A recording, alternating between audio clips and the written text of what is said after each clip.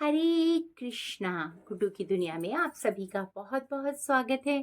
तो आज हम हरी हरी बोल सीरीज में आपके लिए लेकर आए हैं श्री कृष्ण लीला पुरुषोत्तम भगवान पुस्तक अध्याय 28 28। तो प्रारंभ करने से पहले गुरु प्रणाम मंत्र करेंगे और फिर हम इस पाठ को पढ़ेंगे। नमो विष्णुपादाय कृष्णपृष्ठाय भूतले श्रीमते भक्ति वेदांता स्वामी इति नामिने नमस्ते सरस्वती देवी गौरवाणी प्रचारिणे निर्विशेषा शून्यवादी पाश्चात्य देशतारिणे ओम अज्ञानतिमिरान्धस्य ज्ञानानञ्जनशलाकया चक्षुमिलितं येन तस्मै श्रीगुरुवे नमः।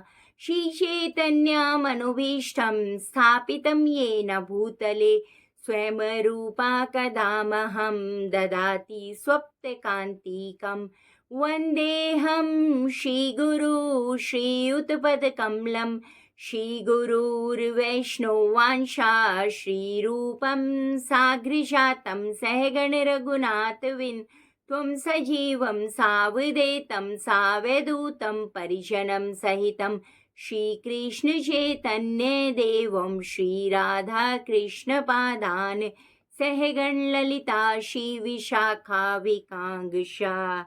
हे कृष्ण करुणा सिंधु दीनबंधु जगतपते गोपेश गोपिका कांत राधा कांत नमस्तुते। तप्त कांचन गौरांगी राधे वृंदावनेश्वरी वृषभानुसुते देवी प्रणमामि हरिप्रिया। वाञ्छाकल्पतरुभीष्टं कृपा सिन्धु महेव च पतितनां पावनेभ्यो वैष्णवभ्यो नमो नमः। जय श्री कृष्ण चैतन्य प्रभु नित्यानंदा श्री अद्वैत गदाधरा शिवासादि गौर भक्तवृंद। हरे कृष्णा कृष्ण कृष्ण हरे हरे हरे राम राम राम हरे हरे। तो प्रारंभ करते हैं भक्तों पाठ। गुरुओं से प्रार्थना करने के बाद हम निश्चिंत हो जाते हैं कि अगर हमसे कोई गलती होगी या कुछ होगा तो हमारे गुरु संभाल लेंगे। तो हम पाठ प्रारंभ करते हैं। वरुण पाश से नंद महाराज की मुक्ति। गोवर्धन उत्सव प्रतिपदा के दिन संपन्न हुआ। तत्पश्चात 7 दिनों तक इंद्र द्वारा मूसलाधार वर्षा तथा उपल वृष्टि होती रही। शुक्ल पक्ष की 9वीं बीत जाने पर दशमी को इंद्र ने श्री कृष्ण की पूजा की और सारा मामला संतोष पूर्वक संपन्न हो गया। फिर एकादशी आई। महाराज नंद ने दिन भर एकादशी व्रत रखा और अगले दिन द्वादशी को बहुत प्रातः ही वे यमुना नदी में स्नान करने गए। वे नदी के गहरे जल में घुस गए, जहां वरुण देव के एक दास ने उन्हें तुरंत बंदी बना लिया। वह दास उन्हें लेकर वरुण के पास पहुंच गया और उन पर गलत समय में नदी में स्नान करने का आरोप लगाने लगा। ज्योतिष गणना के अनुसार जिस समय नंद ने जल में प्रवेश किया था वह असुरी समय था। बात यह थी कि नंद महाराज सूर्योदय के पूर्व स्नान कर लेना चाहते थे, क्योंकि वे ना जाने कैसे कुछ जल्दी ही चले गए, जिससे अशुभ समय में स्नान हुआ। अतः वे बंदी बना लिए गए। तो वरुण देव ने उनको बंदी बना लिया। जब वरुण का दास नंद महाराज को पकड़कर ले चला गया तो उनके साथी चिल्ला चिल्लाकर कृष्ण बलराम को पुकारने लगे। श्री कृष्ण तथा बलराम तुरंत समझ गए कि नंद महाराज वरुण के दास द्वारा ले जाए गए हैं। अतः वे वरुण के धाम पहुंचे, जो श्री भगवान के शुद्ध भक्त हैं और श्री भगवान ही जिनके आश्रय हैं। श्री कृष्ण उन वृंदावन वासियों की रक्षा प्रदान करने के लिए दृढ़ संकल्प थे जो बच्चों की तरह रक्षा के लिए श्री कृष्ण को पुकारते हैं। भक्तों, भगवान श्री कृष्ण ने स्वयं कहा है कि जब भी उन्हें जिस भी वक्त जिस भी स्थिति में पुकारोगे वो आपकी रक्षा के लिए जरूर आएंगे, बशर्ते उनको पुकारना पड़ेगा। ठीक उसी समय जैसे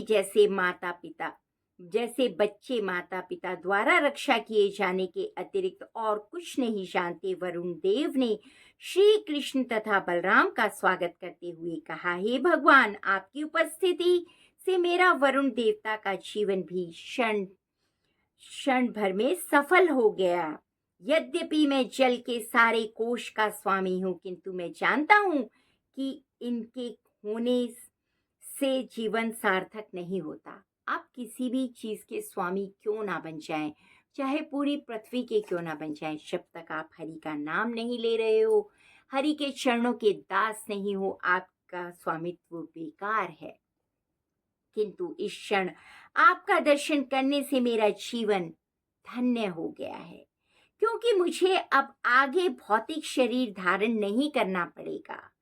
अतः वे स्वामी हैं, हे भगवान, हे परब्रह्म तथा जन जन के परमात्मा, मैं आपको नमस्कार करता हूँ। आप परम दिव्य पुरुष हैं, अतः आप पर प्रकृति का प्रभाव पड़ने का कोई संभावना नहीं है। मुझे खेद है कि मूर्खतावश यह न जानने के कारण कि क्या कारणीय है और क्या नहीं है, मेरे दास से भूल हो गई। उन्होंने भूल अपनी स्वीकार कर ली, आपके पिता नंद महाराज को बंदी बना लिया। अतः मैं अपने दास के अपराध के लिए क्षमा प्रार्थी हूँ। मैं सोच रहा हूँ कि मुझे दर्शन देने की यह आपकी योजना थी। हे कृष्ण, हे गोविंद, मुझ पर कृपा करें। यह रहे आपके पिता, आप इन्हें तुरंत वापस ले जा सकते हैं। तो देखो भक्तों, चाहे कुछ गलत तरीके से हमारे साथ हो रहा है, लेकिन कर तो स्वयं भगवान ही रहे हैं। उन्हीं की कोई योजना होती है। अगर हम ऐसा सोच लेना कि हमारे साथ जो भी घटी जा रही है वो प्रभु की ही कोई लीला है, उन्हीं की कोई रचना है जो हमारे जीवन को और बेहतर बनाएगी, तो हमें कभी भी खेद नहीं होगा, दुख नहीं होगा किसी भी प्रकार की सिचुएशन के लिए। इस प्रकार भगवान श्री कृष्ण ने अपने पिता को छुड़ाया और उन्हें उनके मित्रों के समक्ष लाकर परम हर्षोल्लास सहित प्रस्तुत किया। नंद महाराज विस्मित थे कि परम ऐश्वर्यवान होते हुए भी उस देवता ने श्री कृष्ण का सम्मान किया। यह नंद के लिए विस्मयजनक था और वे अत्यंत आश्चर्यपूर्वक अपने मित्रों तथा संबंधियों से इस घटना का वर्णन करने लगे। यद्यपि श्री कृष्ण सचमुच इतनी आश्चर्यजनक रीति से कार्य कर रहे थे, तो भी नंद महाराज तथा यशोदा यह नहीं सोच पाए कि वे श्री भगवान हैं। इसके विपरीत वे उन्हें सदैव अपना लाडला पुत्र समझते रहे।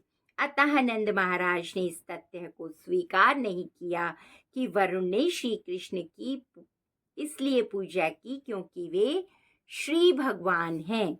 वे तो यह मान रहे थे कि इतना आश्चर्यजनक बालक होने के कारण वरुण तक ने श्री कृष्ण का सम्मान किया।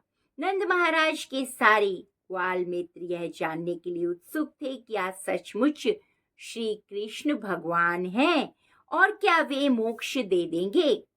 जब वे इस प्रकार परस्पर मंत्रणा कर रहे थे तो श्री कृष्ण उनके मन की बात को समझ गए और उन्होंने उन सबको आध्यात्मिक जगत में उनके भाग्यों के प्रति आश्वस्त करने के उद्देश्य से उन्हें आध्यात्मिक चिदाकाश का दर्शन कराया। साधारण सामान्य व्यक्ति इस जगत में कठोर श्रम करने में लगे रहते हैं और उन्हें इसकी कोई जानकारी नहीं रहती। इस लोक के परे भी कोई अन्य लोक है जिसे चिदाकाश कहते हैं, जहाँ जीवन साक्षात आनंद में तथा ज्ञान से परिपूर्ण रहता है। और जैसा कि श्रीमद् भगवद गीता में वर्णित है, जो व्यक्ति चिदाकाश वैकुंठ को जाता है वह फिर इस जन्म मृत्यु के जगत में लौटकर कभी नहीं आता। भक्तों, ये तो जो है दुखालय है ये संसार। तो हम यहाँ पर सिर्फ और सिर्फ दुख ही भोगेंगे। ना ही हमारे पास कुछ परमानेंट है और ना कुछ हमारे रहेगा। सब कुछ टेम्परेरी है। तो भगवान श्री कृष्ण बद्धजीव को यह सूचित करने के लिए सदैव उत्सुक रहते हैं कि भौतिक आकाश के परे तथा समूची भौतिक शक्तियों के भीतर इन असंख्य ब्रह्मांडों के परे अत्यंत दूसरी चिदाकाश दिव्याकाश लोक है।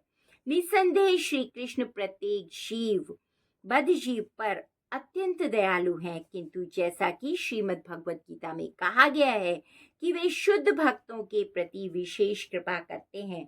इन प्रश्नों को सुनकर श्री कृष्ण ने सोचा कि उनके वृंदावनवासी भक्तों को आध्यात्मिक आकाश तथा उसके भीतर वैकुंठ लोकों के भी विषय में जानकारी दे दी जाए।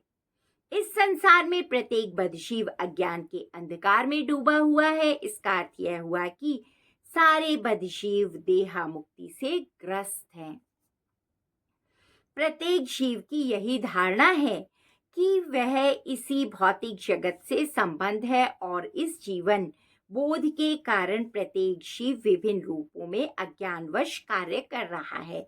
किसी विशेष प्रकार के जीव के कार्य कर्म कहलाते हैं। सारे बद्धजीव देहा मुक्ति के कारण अपने अपने शरीर के अनुसार कार्य कर रहे हैं। ये कार्य भावी बद्ध जीवन का निर्माण करते हैं। चूंकि उन्हें आध्यात्मिक जगत की बहुत कम जानकारी रहती है, अतः सामान्यतः वे आध्यात्मिक कार्य नहीं करते, जिन्हें भक्ति योग कहते हैं। जो सफलता पूर्वक भक्ति योग का अभ्यास करते हैं, वे इस वर्तमान शरीर को त्याग कर सीधे आध्यात्मिक जगत को जाते हैं, जहां वे किसी एक वैकुंठ लोक में स्थित हो जाते हैं। वृंदावन के सारे निवासी शुद्ध भक्त हैं। इस संसार को त्यागने पर उनका गंतव्य श्री कृष्ण लोक ही है। वे वैकुंठ में भी आगे चले जाते हैं। तथ्य यह है कि जो लोग कृष्ण भावनामृत तथा प्रौढ़ शुद्ध भक्ति में लगे हुए हैं, उन्हें मृत्यु के बाद इसी भौतिक जगत में भौतिक ब्रह्मांडों में से किसी में श्री कृष्ण का सान्निध्य प्राप्त करने का अवसर प्रदान किया जाता है। श्री कृष्ण की लीला इस ब्रह्मांड में या अन्य ब्रह्मांड में निरंतर चलती रहती हैं। जिस प्रकार इस पृथ्वी लोक में सूर्य कई स्थानों से होकर गुजरता रहता है, उसी प्रकार कृष्ण लीला भी इस ब्रह्मांड में सतह या अन्य ब्रह्मांड में चली जाती है। वे प्रौढ़ भक्त जिन्होंने कृष्ण भावनामृत को पूर्ण रूप से संपन्न किया है, तुरंत उस ब्रह्मांड को भेज दिए जाते हैं जहां श्री कृष्ण प्रकट होने वाले होते हैं। उस ब्रह्मांड में भक्तों को श्री कृष्ण के सानिध्य का प्रथम प्रत्यक्ष अवसर प्राप्त होता है। यह अभ्यास चलता रहता है भौतिक, जैसा कि इस श्लोक में हम श्री कृष्ण की वृंदावन लीला में देखते हैं। इसलिए श्री कृष्ण ने वैकुंठ लोकों की सही सही जानकारी उदाहृत कर दी है, और जिससे वृंदावन वासी अपने अपने गंतव्य को समझ सकें। इस प्रकार श्री कृष्ण ने उन्हें नित्य विद्यमान आध्यात्मिक जगत का दर्शन कराया है, जो असीम है और जो ज्ञान से परिपूर्ण है। इस भौतिक जगत रूप में स्वरूपों की विभिन्न श्रेणियां हैं और इन्हीं श्रेणियों के अनुपात में उन्हें ज्ञान प्रकट होता है। भक्तों, उदाहरणार्थ, एक बालक के शरीर में उतना पर्याप्त ज्ञान नहीं होता जितना कि वयस्क व्यक्ति के शरीर में होता है। सर्वत्र जीवों में विभिन्न श्रेणियां हैं, चाहे जलचर हो, वृक्ष हो, कीड़े मकोड़े हो, पक्षी हो या सभ्य या असभ्य मनुष्य हो। मनुष्यों के ऊपर ब्रह्मलोक तक जहाँ ब्रह्मा रहते हैं, देवता, चारण तथा सिद्ध होते हैं। इन देवताओं में ज्ञान की विभिन्न श्रेणियां हैं, किंतु इस जगत से आगे आध्यात्मिक आकाश में प्रत्येक व्यक्ति ज्ञान से परिपूर्ण है। सारे जीव वैकुंठ लोक में या श्री कृष्ण में श्री भगवान की भक्ति में लगे रहते हैं। जैसा कि श्रीमद् भगवत गीता में पुष्टि की गई है, पूर्ण ज्ञान का अर्थ है श्री कृष्ण को श्री भगवान के रूप में जानना। वेदों तथा श्री भगवत गीता में यह भी उल्लेख है कि ब्रह्म ज्योति में धूप, चांदनी या बिजली की आवश्यकता नहीं रहती। वहाँ सारे लोग स्वतः अलौकिक हैं और वे सभी शाश्वत रूप से स्थित हैं। ब्रह्म ज्योति में ना तो उत्पत्ति का और ना ही संसार का कोई प्रश्न उठता है, संहार का। श्रीमद् भगवत गीता में भी इसकी पुष्टि होती है कि भौतिक आकाश के आगे एक अन्य नित्य आध्यात्मिक आकाश भी होता है, जहाँ हर प्रत्येक वस्तु शाश्वत रूप से विद्यमान रहती है। आध्यात्मिक आकाश की जानकारी केवल ऋषि तथा साधुओं को ही मिल सकती है, जो भक्ति में रहने के कारण त्रिगुणातीत होते हैं, आध्यात्मिक दिव्य पद पर स्थित बने हुए हैं। बिना आध्यात्मिक प्रकृति को समझ पाना असंभव है भक्तों।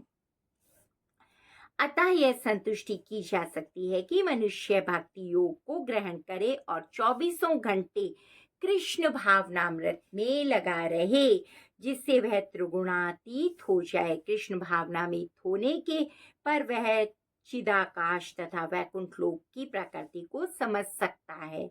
अतः वृंदावन के वासी निरंतर कृष्ण भक्ति में लगे रहने के कारण वैकुंठ लोकों की दिव्य प्रकृति को सरलता से समझ सकते हैं थे। इस प्रकार श्री कृष्ण नंद महाराज इत्यादि समस्त ग्वालों को लेकर उस सरोवर में गए, जहां बाद में अक्रूर को वैकुंठ लोकों का दर्शन कराया। अक्रूर जी को, जो भगवान श्री कृष्ण को कंस के यहाँ से लेने आए थे, उन सबों ने स्नान किया और वैकुंठ लोक की वास्तविकता के दर्शन किए।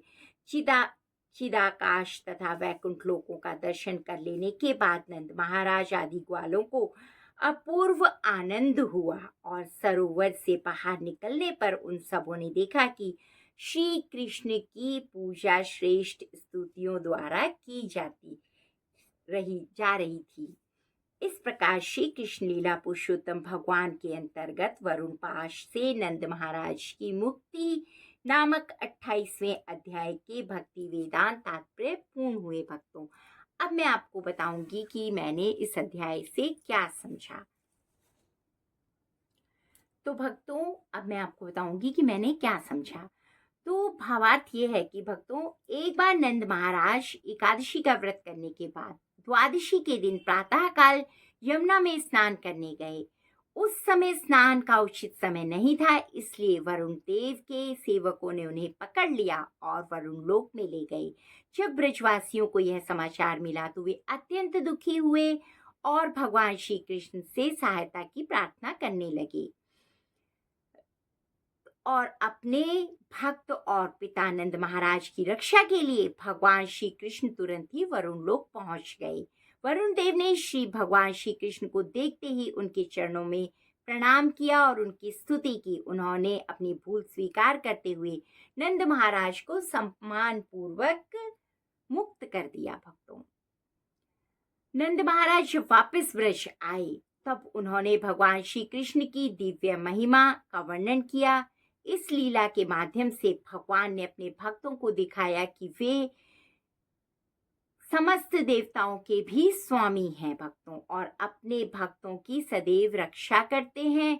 जो व्यक्ति भगवान की शरण में जाता है उसका कोई कुछ नहीं अनिष्ट कर सकता। इस कथा से हमें क्या शिक्षा मिलती है? भगवान श्री कृष्ण अपने भक्तों की हर परिस्थिति में रक्षा करते हैं। सभी देवता भगवान के अधीन हैं और उनकी आज्ञा का पालन करते हैं। भक्त को हर परिस्थिति में भगवान पर विश्वास बनाए रखना चाहिए। भूल होने पर विनम्रता पूर्वक क्षमा मांगना महान गुण है भक्तों, जैसा वरुण देव ने किया। जब उन्हें पता चला कि उनसे भूल हो गई, वो भगवान श्री कृष्ण के पिता को उनके वो ले आए तो उन्होंने तुरंत क्षमा मांग ली भगवान से। भगवान की शरण ग्रहण करने से जीवन सुरक्षित और शांत और सफल बनता है भक्तों।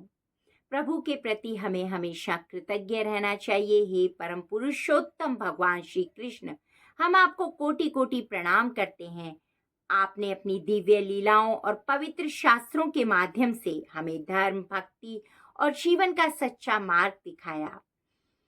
हम इन ग्रंथों को पढ़कर और सुनकर अपने जीवन में आपके उपदेशों को उतार सकते हैं तथा अपने मानव जीवन को सफल बना सकते हैं। आपकी असीम कृपा के लिए आपके सदैव कृतज्ञ रहेंगे प्रभु। भक्तों, यदि आपको हमारे द्वारा सुनाई गई कथाएं, श्री कृष्ण लीलाएं अच्छी लगती हो तो कृपया अपने परिवार, मित्रों और अन्य लोगों को भी इसे सुनाएं। भगवान श्री कृष्ण की कथा का प्रचार करना भी एक महान कार्य है। जितने अधिक लोग भगवान के नाम और उनकी लीलाओं का श्रवण करेंगे, उतना ही अधिक आध्यात्मिक लाभ और पुण्य प्राप्त होगा। तो आप सब भी शेयर करें इसको। आप सभी का जीवन मंगलमय हो, सभी स्वस्थ रहें और भक्ति में आगे बढ़ते रहें। धन्यवाद। हरे कृष्णा। और कमेंट्स में जरूर लिखें जय जय श्री राधे।